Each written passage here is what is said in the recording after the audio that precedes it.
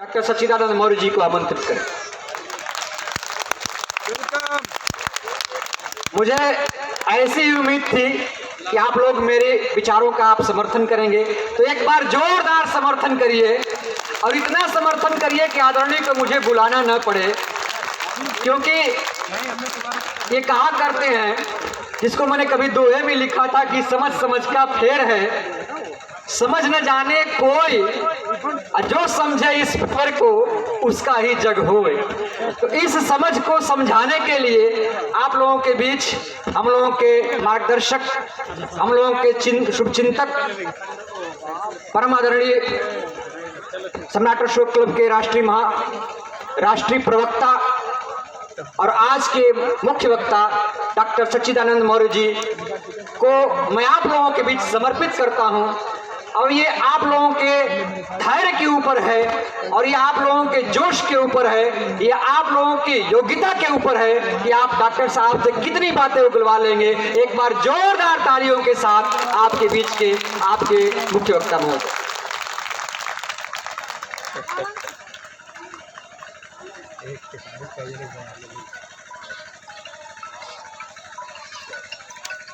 बहुत बहुत धन्यवाद।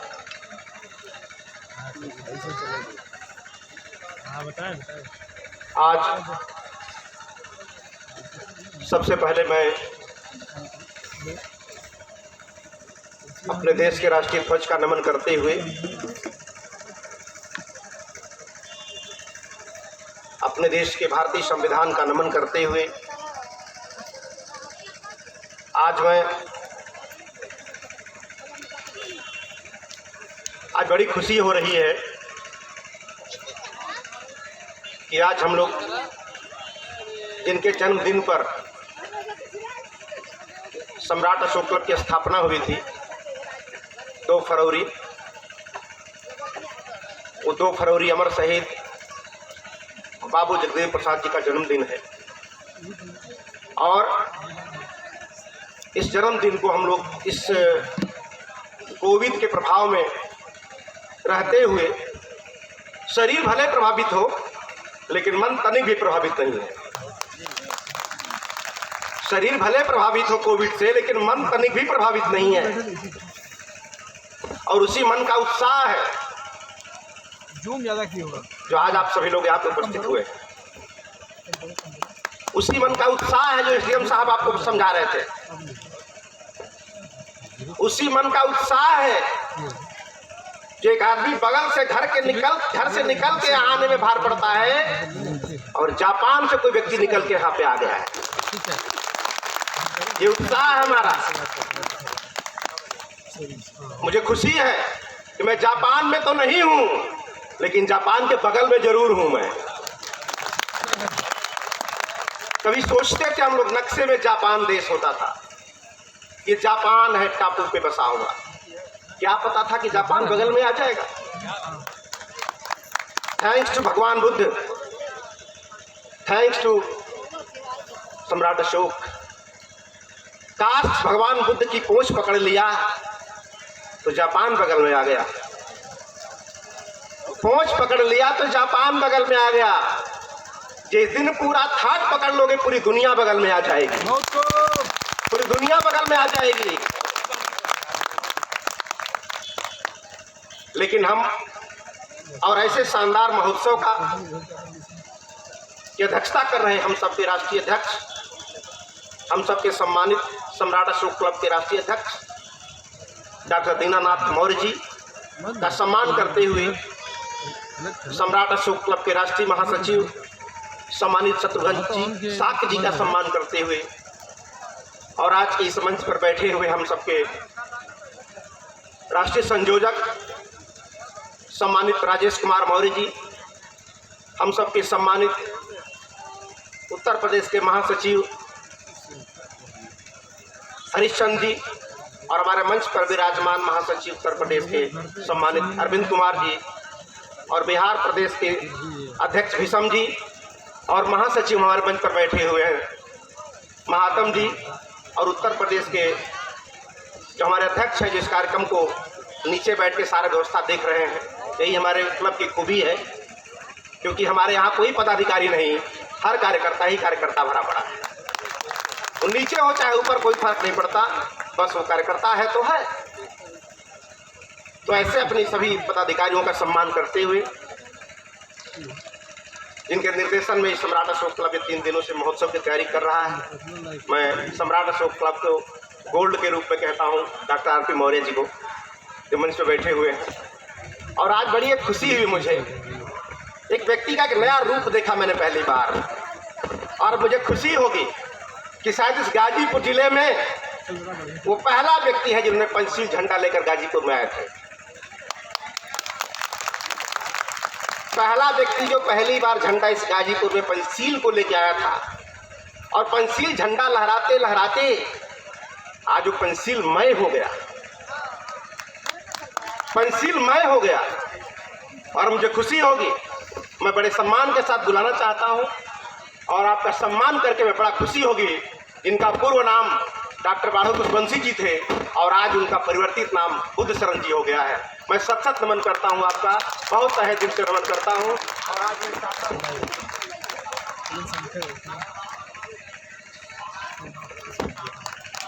डॉक्टर साहब 29 दिन के बहुत भिक्षु से आशीर्वाद ग्रहण कर रहे हैं।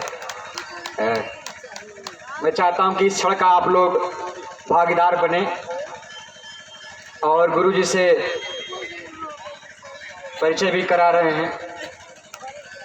ये देखिए, ये जवान भारत को नमन करता हुआ, यही इस देश की वसुधैव कुटुंबकम की का प्रमाण है कि जापान भारत का सम्मान कर रहा है इस लटिया महोत्सव के मंच से। पुनः आप लोगों के बीच डॉक्टर सचिदानंद मौर्य जी। ये है भगवान बुद्ध के विचारों का हृदय परिवर्तन। कहानियों में पढ़ते थे कि लोग कैसे बदलते हैं, अब हकीकत में देख रहा है कि लोग कैसे बदलते हैं। अम्रपाली कैसे बदल जाती है, बिंबिसार कैसे बदल जाते हैं। बाबा साहेब अम्बेडकर ने पूरा जीवन संघर्षों में बिताया, तपस्या में बिताया, और अंतिम उनका जीवन इसी वस्त्र में हुआ जिस वस्त्र को डॉक्टर बाढ़ो जी ने पहना है। अंतिम संदेश है ये जीवन का। बड़ा अच्छा लगा और मुझे खुशी हो रही है कि आपका जीवन कृतार्थ हो गया। जहां संघर्ष कर रहे थे वहां क्या मिला आपको मैं नहीं जानता, लेकिन भगवान बुद्ध के लिए संघर्ष कर रहे थे, आज बहुत कुछ मिल गया आपको। दुनिया बदल गई, जमाना याद करेगा आपको इसके लिए। तो बहुत बहुत धन्यवाद। तो आज का जो विषय हमारा है, जो जन्म सदी हम मना रहे हैं बाबू जगदेव प्रसाद जी का। जगदेव प्रसाद जी का जीवन क्या था? सम्राट अशोक ने एक शासन व्यवस्था बनाई थी जो समता, समानता, करुणा और मैत्री पर आधारित था। बहुत दिन तक शासन चलता रहा, लेकिन धीरे धीरे वो व्यवस्था अस्त व्यस्त हुई, और उस व्यवस्था में इसी बिहार की जहानाबाद की जो धरती है, जहां से एक नौजवान, एक बच्चा जन्म लेता है, और लेकर उस व्यवस्था के उन लोगों के समर्थन में खड़ा होता है जिनको न्याय की जरूरत थी, जिनको मदद की जरूरत थी, जिनके अंदर राजनीतिक जागरूकता की जरूरत थी, एक सांस्कृतिक क्रांति की जरूरत थी। जिनको जरूरत थी उनके लिए खड़ा होता है। किसके विरोध में थे मुझे पता नहीं है, लेकिन सबके समर्थन में थे ये मुझे पता है। किसके विरोध में जगदेव थे मुझे पता नहीं है, लेकिन सबके समर्थन में थे ये मुझे पता है। जो न्याय का समर्थन करता है जगदेव उसके साथ खड़े होते। छोटी सी बात थी उनकी, दो बातें हैं मोटी मोटी, हमें चाहिए इज्जत रोटी। दो ही बात है उनकी, क्या कीमत में है। दो बातें हैं मोटी मोटी, हमको चाहिए इज्जत रोटी। इसी प्रसाद को बेनीपुरी जी ने कहा, रामवृक्ष बेनीपुरी जी, उन्होंने कहा इज्जत रोटी। उन्होंने कहा फिर गेहूं बनाम गुलाब। बेनीपुरी ने कहा गेहूं बनाम गुलाब। रोटी माने गेहूं, गुलाब माने इज्जत। उसी को भगवान बुद्ध ने कहा नाम और रूप। नाम और रूप। रूप को चाहिए गेहूं, रूप को चाहिए गेहूं, रूप को चाहिए रोटी, और नाम अर्थात मन को चाहिए इज्जत और सम्मान। यही तो उनकी बातें थी। इसमें कौन सा चीज है जो नहीं चाहिए किसी को? इस दुनिया में जन्म ले लेते लेते ही इन दोनों चीज का अधिकार हो जाता है। और जो ये देना नहीं चाहता वो इंसानियत का दुश्मन हो सकता है, मानवता का दुश्मन हो सकता है। और इसके इंसानियत के समर्थन में भगवान बुद्ध खड़े हुए, इंसानियत के समर्थन में जगदेव बाबू खड़े हुए। तो आज इनका जो जीवन है संघर्ष का, मैंने तो बड़ा सीखा जगदेव बाबू से, बहुत सीखा। मैं कृतार्थ हूं। उनका संघर्ष जीवन से बहुत कुछ सीखा। किस बात को कब कहां कहना है, किस बात को कब कहां नहीं कहना है, ये हमने बाबू जगदेव प्रसाद जी से सीखा है। क्योंकि इतिहास खूबियों और खामियों का आईना होता है। इतिहास खूबियों और खामियों का आईना होता है। उसमें खूबियां भी लिखी होती हैं और खामियां भी लिखी होती हैं। और आने वाली पीढ़ियों का काम क्या है? खामियों को दूर करके खूबियों पे काम करें। अगर खामियों को रटता रहेगा तो फिर खूबियां जन्म नहीं ले पाएंगी। खामियों को रटता रहेगा तो खूबियां जन्म नहीं ले पाएंगी। इसलिए खूबियों पे हमें फोकस करना है। और आज का जो शास्त्राब्दी, जो 100 वर्ष बाबू जगदेव प्रसाद के जन्म के 100 वर्ष हुए हैं, उनके आंदोलन के 100 वर्ष पूरे नहीं हुए अभी। उनके आंदोलन के 100 वर्ष पूरे नहीं हुए हैं। इसमें लिखा है नारा, अभी वो 100 वर्ष बाकी है। और मुझे पूरी उम्मीद है कि इसी तरह लगे रहे तो जिस दिन आंदोलन का 100 साल पूरा होगा उस दिन व्यवस्था परिवर्तन हो चुका रहेगा, परिवर्तन हो चुका रहेगा। तो जो दो बातें हैं मोटी मोटी, इज्जत रोटी, इसी के लिए पूरा जीवन संघर्ष हो जाता है हमारा।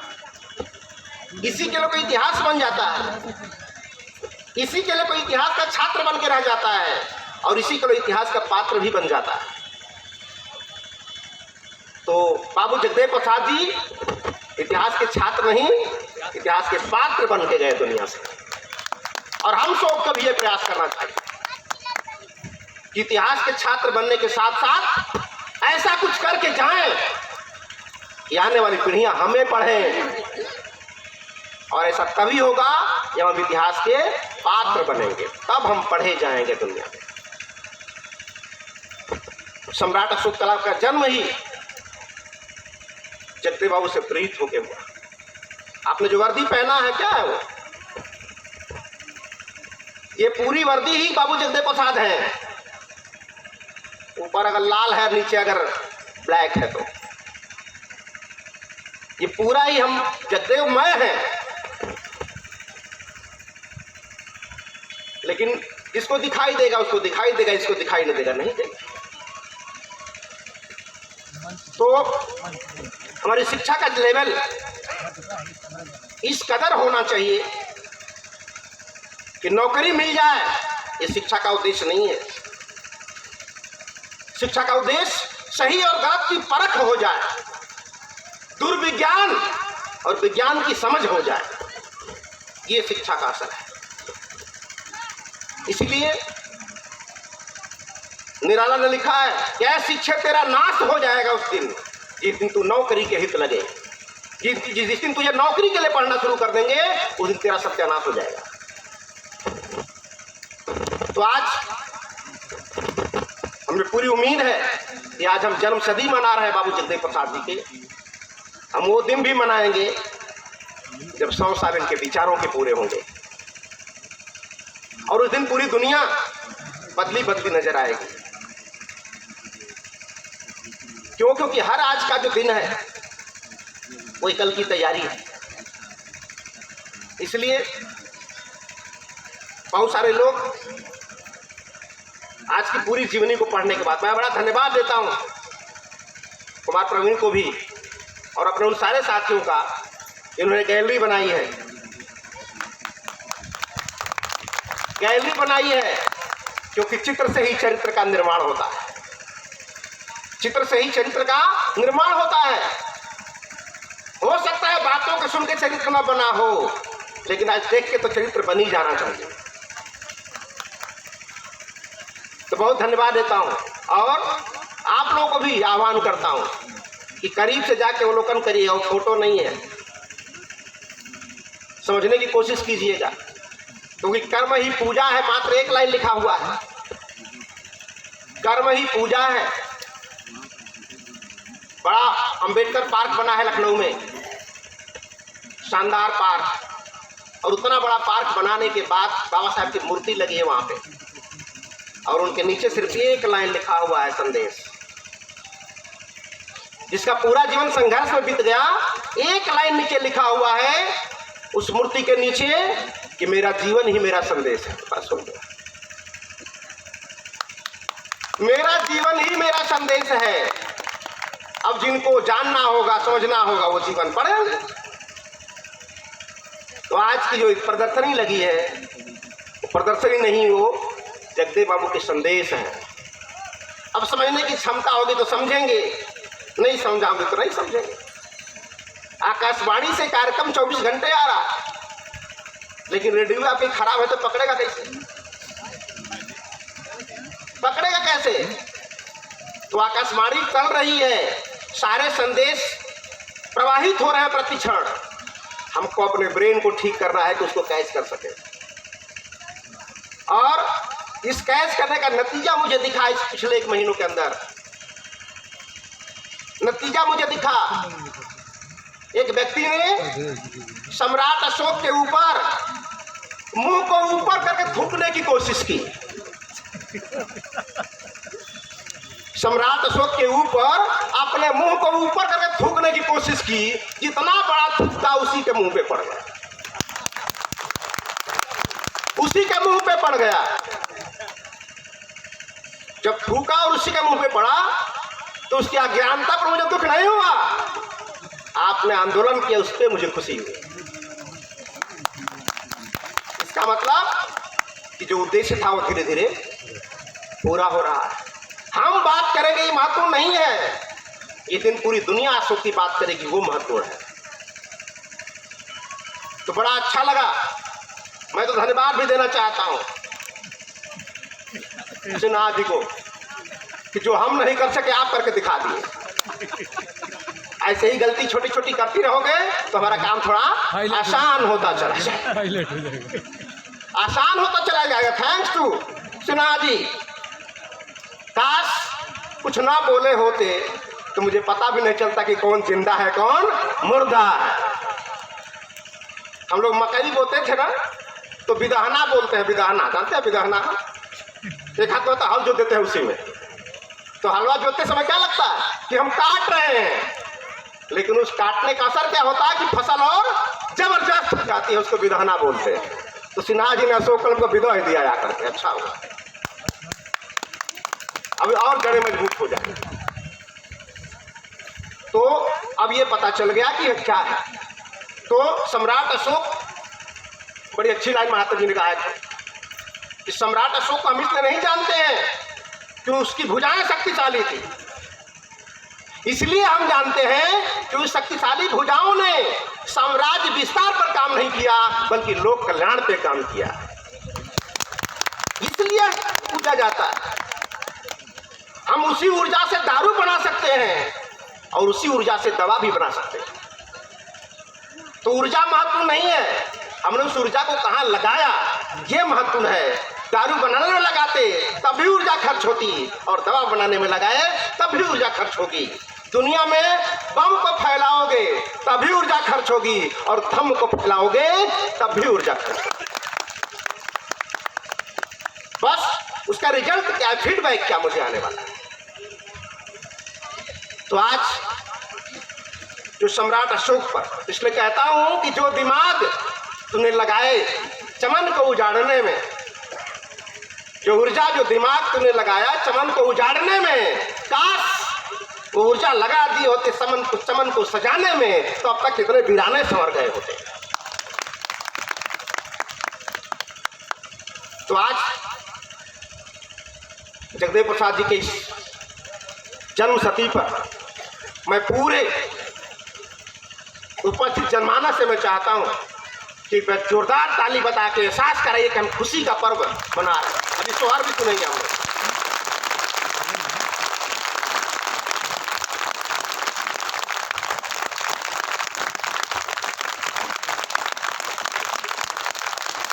कमजोर हो रही है,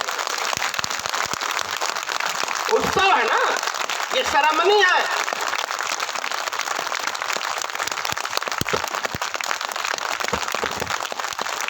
अभी कुछ लोगों के हाथ रुके हुए हैं, पाके में हाथ नहीं होना चाहिए। धन्यवाद। ये उत्सव हुआ, उत्सव की तरह होना चाहिए। तो आज हम लोगों ने उत्सव जो मनाया,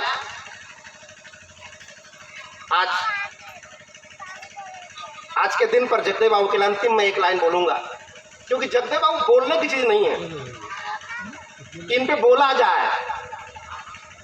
शायद इन पे बोला जाएगा तो खतरा होगा, अगर किया जाएगा फायदा होगा। तो इन पे करने की जरूरत है, बोलने की नहीं है। और जब जब दुनिया में सामाजिक क्रांति, जब जब दुनिया में आर्थिक क्रांति, राजनीतिक क्रांति, सांस्कृतिक क्रांति की बात आएगी, तो जगदेव बाबू का नाम अग्रणी रहेगा, उस लाइनों में अग्रणी रहेगा। इसलिए सम्राट अशोक क्लब आपकी शहादत को, आपकी कुर्बानियों को कभी जाया नहीं जाने देगा। और अब हमें सीखना है, जागरूक होना है, लेकिन जागरूकता में ध्यान रहे, जागरूक होना जरूर है, लेकिन उग्र नहीं होना। उग्रता हमेशा खतरनाक होती है। समझ को समझ के समझो, प्रवीण जी का है, समझ को समझ के समझो। समझना भी एक समझ है, और समझ के जो ना समझा, मेरी समझ में वो ना समझ है। तो इसको समझिए, ये कहानी नहीं है, ये खून के कतरों की कहानी है। वो कतरे आज भी बोल रहे हैं, लेकिन उनकी भाषा हमें समझ में आनी चाहिए, समझ में आनी चाहिए। इसलिए आज आप लोग आए इस कार्यक्रम में, मैं ज़्यादा नहीं बोलूँगा अब, जो कितनी महत्वपूर्ण बातें, क्योंकि ज़्यादा बोलना उतना महत्व है कितना आप समझ पाते हैं। अगर एक बात समझ में आ गई तो बहुत बड़ी बात हो जाएगी। ये लटिया क्या, लटिया जहाँ पहले खड़ी थी आज भी वहीं खड़ी थी, खड़ी है, लेकिन आज हम जहाँ खड़े थे आज वहाँ खड़े नहीं हैं। ये संस्कृति का प्रभाव, ये सभ्यता का प्रभाव। तो धीरे धीरे ये सम्राट अशोक क्लब और अपने सारे कार्यकर्ताओं का अभिनंदन करता हूँ, जो अपनी अपनी जगहों पे, अपने अपने क्षेत्र में बड़ी तन्मयता के साथ अपनी इच्छा आकांक्षाओं की बलि चढ़ाकर इन चीज़ों को धीरे धीरे आगे बढ़ा रहे हैं। आने वाले समय में मैं एसडीएम साहब से कह रहा था, बगल में बैठे थे, तो फायदा तो उठाना ही होगा। कहा कि आपने जो देखा ये कार्यक्रम, मुझे अफसोस है कि अब 4 महीने से आए हैं, मैं पूरा रूप नहीं दिखा सका। ये छोटा, अभी तो सिर्फ अध्यक्ष और महासचिव बुलाए गए हैं और ये 5 प्रांतों में काम कर रहे हैं। अगर आह्वान होगा तो क्या होगा? कहा तो ये बच्चे बड़े अनुशासित हैं, उन्होंने कहा लोग बड़े अनुशासित हैं। तो आपका अनुशासन का हर व्यक्ति कायल है, ठीक है? तो आतंक का रिजल्ट तुरंत आता है, बवाल का रिजल्ट तुरंत आता है, लेकिन धैर्य का रिजल्ट तुरंत नहीं आता। धैर्य के रिजल्ट में टाइम लगता है। घबराओगे तो अंडा आमलेट बनेगा, और धैर्य रखोगे तो मुर्गी निकलेगी। घबराओगे तो अंडा आमलेट बनेगा, और धैर्य रखोगे तो मुर्गी निकलेगी, जिससे लाखों अंडे निकलेंगे। तो समझिए ध्यान से, सम्राट अशोक को पढ़िए, उनके शिलालेखों को जानिए। जब जानेंगे उसको ठीक से तब बात समझ में आएगी। हमने बहुत समय लगा दिया उन ग्रंथों को पढ़ने में। काश ये पत्थर पढ़ लिए होते हम लोग, ये पत्थर पढ़ लिए होते, लेकिन लगा ये पत्थरों में क्या होगा। हम भी पहले सम्राट अशोक के शिलालेखों को देखते थे कि क्या इसमें लिखा हुआ है, तो जो उस समय लिखा था वही आज भी लिखा है, लेकिन जो हमारी समझ उस समय थी वो समझ आज नहीं है। तो लगता है इसमें तो हीरा लिखा हुआ है, गजब का लिखा हुआ है, लेकिन लिखा बहुत जा चुका है। कितने लोग मानते हैं शराब पीना स्वास्थ्य में हानिकारक है? कहाँ लिखा होता है? उसी बोतल पे लिखा होता है। तो लिखा तो जा चुका है, लेकिन दिखाई कितने लोगों को देता है? दिखाई कितनों को देता है? रेलवे का फाटक बंद होता है, ट्रेन आने वाली है, लिखा है खतरा, कितने लोगों को दिखाई देता है? तभी मोटरसाइकिल टेढ़ करते और घुसा कर निकल जाते हैं, घुसा कर निकल जाते हैं। जाते हैं कि नहीं निकल जाते हैं?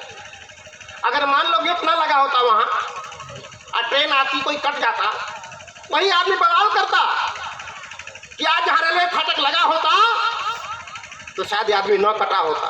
तो जहां लगा तो वहां कहां सुधर गए? जहां नहीं लगा वहां तो कट गया होता, लेकिन जहां लगा वहां कौन से सुधर गए?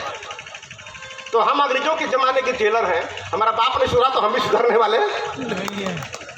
और जब तक आप नहीं सुधरेंगे, हम नहीं सुधरेंगे, तब तक दुनिया में बदलाव नहीं आने वाला। किसी को गाली देते रहेंगे, सरकार ये करती है, सरकार वो करती है, सारा काम सरकार का है। डिवाइडर बना हुआ है रोड के बीच में, सरकार ने लगवा दिया। हमारा काम क्या है? उसमें थूक देना। पान खाया और थूक दिया, सरकार ने गंदा कर दिया। तो कुछ हमारा भी तो काम है, कुछ हमारी भी तो ड्यूटी है। तो हम संविधान हमें कुछ भी, संविधान हमें आजाद रहने की इजाजत नहीं देता, खाली अधिकार पाने की इजाजत नहीं देता, खाली आपका कर्तव्य भी बताता है करना क्या है। और अधिकार उन्हीं को मिलना चाहिए जिनको कर्तव्य निभाने का अधिकार उन्हीं को मिलना चाहिए जो कर्तव्य निभाते हैं। और बिना कर्तव्य के अधिकार मिलेंगे तो सब सत्यानाश हो जाए। इसलिए अपने बच्चों को पुरस्कार दीजिए। पुरस्कार, ऐसा पुरस्कार, ऐसा वो ना समझे कि बाप मरेगा तो मुझे मिल ही जाएगा। कुछ भी मांगता है तो उसके बदले काम मांगिए। पापा ये दीजिए तो बोला पहले ही करके दिखा,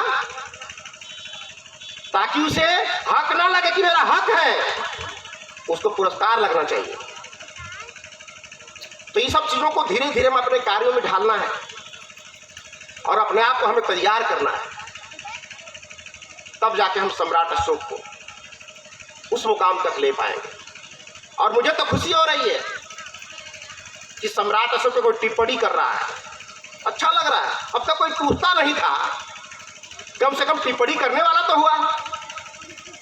एक आदमी, मैं कलकत्ता में जब पढ़ता था डॉक्टरी, तो एक वहाँ पे एक आज़ाद भाई थे। तो एक दिन मैं कॉलेज से आया तो बोला, आज़ाद भाई मैं अभी आ रहा था तो कलाकार स्ट्रीट की तरफ आपको एक आदमी गाली दे रहा है, कलाकार स्ट्रीट वहाँ पे कलकत्ता में। तो बोला वहाँ आदमी आपको गाली दे रहा था।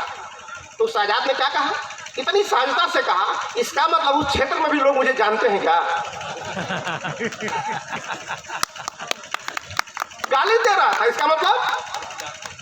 तो अशोक को गाली देने के लिए पढ़ना बहुत जरूरी है। और अभी एक आदमी ने कहा कि तो आदमी ने गाली दे दिया, तो हमने भी खूब पढ़ा और पढ़ के खूब तथ्य जुटाया अशोक के संबंध में। तो हमने कहा तो सिन्हा को धन्यवाद दीजिए, अगर कुछ उल्टा ना बोलता तो आप पढ़ते कैसे? तो चोट लगती है तो यादाश्त जाती नहीं, चोट लगती है तो यादाश्त आती भी है। समझो ध्यान से। पिक्चर में आप देखे हैं, पिक्चर में कभी जब देखेंगे कि शुरुआत में पिक्चर में हीरो किसी ट्रेन से जा रहा होता है, उसे चोट लग जाती, ट्रेन उलट जाती है, ट्रेन लग जाती है, उसकी यादाश्त चली जाती है। तो यादाश्त लौटती कब है? पिक्चर के लास्ट में। क्यों? क्योंकि एक चोट से यादाश्त गई और अंतिम सीन में कोई मारामारी हुई और फिर पत्थर पे गिरा और फिर उसकी यादाश्त वापस आ गई। तो मैं तो चाहता हूं कि ऐसे सिन्हा लोग आए दुनिया में और चोट पहुंचाएं, ताकि चोट पहुंचेगी ताकि कोई यादाश्त पुनः वापस आएगी तो फिर वो हो जाएगा जो आप चाहते हैं। तो धन्यवाद सिन्हा जी। वो भी सोचेगा कैसे आदमी से पाला पड़ गया, दुनिया विरोध कर रही थी, मुझे धन्यवाद दे रहा है। तो मैं तो धन्यवाद ही दूंगा, मैं तो सकारात्मक सोचता हूं। फूल और कांटे एक ही पौधे में है तो मेरी दृष्टि अब किस पर रखेंगे? कांटा भी देख सकते हैं, फूल भी देख सकते हैं, आप ही के ऊपर है। वो कांटा नहीं बोलेगा तो मुझे देखो। अब कांटा गड़ गया तो कांटे का अवगुण है कि अवगुण है? कांटा धंस गया तो उसका गुण है कि अवगुण है? तो गुण है। तो अगर धंस गया तो कांटा धंसेगा तो क्या होगा? तो उसका अवगुण नहीं, उसका गुण है। अब आपके ऊपर है कि क्या करते हो, कांटा धंसा लेते हो कि कांटे से कांटा निकाल लेते हो। आपके ऊपर है कि कांटा धंसा लेते हो कि धंसे कांटे को उस कांटे से निकाल लेते हो। तो हम तो सिन्हा जी जो कांटा थे, उसी कांटा से मैं हमारे घर में जो कांटा धंसा है उससे निकाल दूंगा मैं। और धंसा बेटा और अच्छा है। तो हम लोग तो वो लोग हैं जो किसी के पैर का कांटा नहीं निकालते, हम किसी के पैर का दर्द कम नहीं करते, हम तो सिर्फ कांटा निकालते हैं, दर्द तो स्वयं चला जाता है। तो समझिए इस बात को, भगवान बुद्ध ये प्रवचन की सामग्री नहीं है, सम्राट अशोक प्रवचन की सामग्री नहीं है, जगदेव बाबू बोलने की सामग्री नहीं है। इनके अंदर घुस जाइए, समझ लीजिए। और समझना आपको समझ में आ गया तब पता चलेगा जब आपके जीवन में बदलाव दिखाई देगा, आपके जीवन में परिवर्तन दिखाई देगा, तब समझ में आएगी बात समझ में आई है। नहीं तो पुस्तकालय में सारी किताबें भरी पड़ी हैं, पुस्तकालय में सारी किताबें पढ़ी हैं, लेकिन आज तक कोई पुस्तकालय ना IAS बन पाया ना PCS बन पाया। कोई पुस्तकालय ना IAS बन पाया ना PCS बन पाया। उन किताबों को निकाल के जो अपने अंदर लाते हैं वो बनते हैं। तो शिलालेख तो बहुत सारे पड़े हैं पत्थरों पे लिखे हुए। मैं तो धन्यवाद देता हूं, आभारी हूं कनिंघम का, जेम्स प्रिंसेप का, विलियम जोन्स का, जिन्होंने हमें समझाया कि हम कौन हैं, हम कौन हैं। नहीं तो हम भी कभी भटक रहे थे दुनिया में। ये क्या हम जानते थे? पत्थर वाली जो खड़ी है गुलिया माई है। ये दृष्टि कहां से आ गई कि वो गुलिया माई नहीं है? तो आज इस लाभ की वजह से जो चेतना आई, कितना मेला देखे होंगे आज। बहुत सारे मेले हैं जहां बवाल होते घंटों नहीं लगता, और 26 साल से एक महोत्सव हो रहा है। आज तक कहीं कोई धक्का मुक्की भी नहीं हुई, और जो एक बार आया आपका दीवाना होकर यहां से गया, जो आया पर दीवाना होकर चला गया। एक चप्पल भी आज तक यहां किसी गायब नहीं हुआ। तो आप अपनी खूबी नहीं जानते, तो आप अपनी खूबियों पर भी ध्यान दीजिए। बहुत बड़ी खूबी हमारे अंदर है, अगर उसको हम डेवलप करने की कोशिश करेंगे तो शायद हम खूबियों का भंडार बन जाएंगे। लेकिन हमारी नजर कमियां खोजने की मास्टर है, हमारा मन दूसरों की कमियां खोजने का मास्टर है। और कमियां खोजते खोजते मिल जाएगा तो क्या करेंगे? लेंगे कि छोड़ देंगे?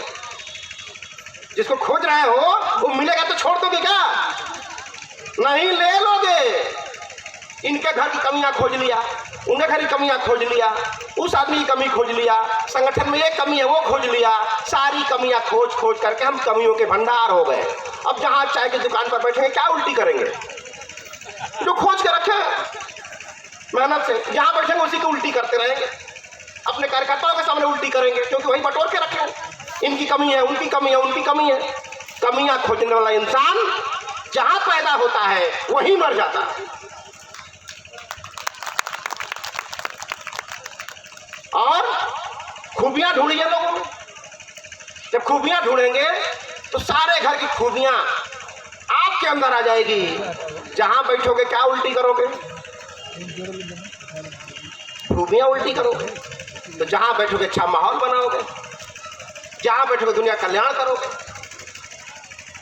तो अपने आप में बदलाव लाइए, परिवर्तन लाइए, अपनी सोच में, अपनी समझ में, अपनी कार्यशैली में।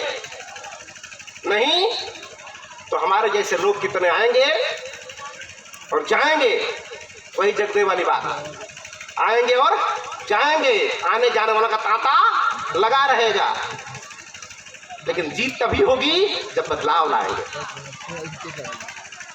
तो इन्हीं चंद बातों के साथ, बहुत ज्यादा ना बोलते हुए, बात समझ में आ जाए, एक लाइन काफी है।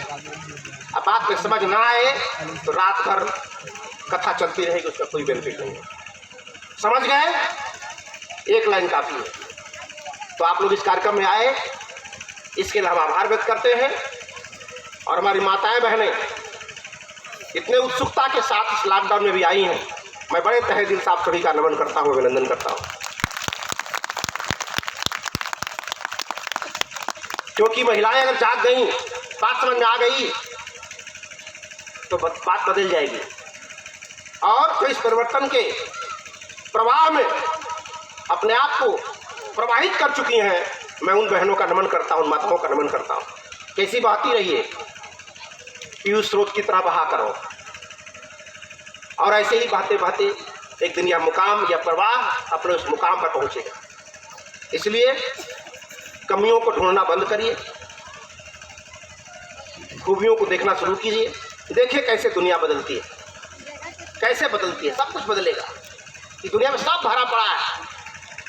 आपकी नज़र जिस पे रहेगी वही दिखाई देगा आपको। मोबाइल 100 साल पहले भी बन सकता था, लेकिन मोबाइल जिससे से बनता था तो हमारी नज़र नहीं थी। एक व्यक्ति की नज़र आई, बन गया। तो इन्हीं चंद बातों के साथ सभी का अभिनंदन करते हुए और अपने उस कार्यकर्ताओं का संग्राम अभिनंदन करता हूँ। इस तपन में, इस ठंडक में मेहनत किया और इस कार्यक्रम को सफल बनाया। इन्हीं चंद बातों के साथ एक बार फिर आप सभी को बधाई देते हुए, और जिन लोगों ने इस कार्यक्रम में अपने तन मन धन से सहयोग किया, उस सभी का अभिनंदन करते हुए सभी को धन्यवाद, बहुत बहुत धन्यवाद। Thank you.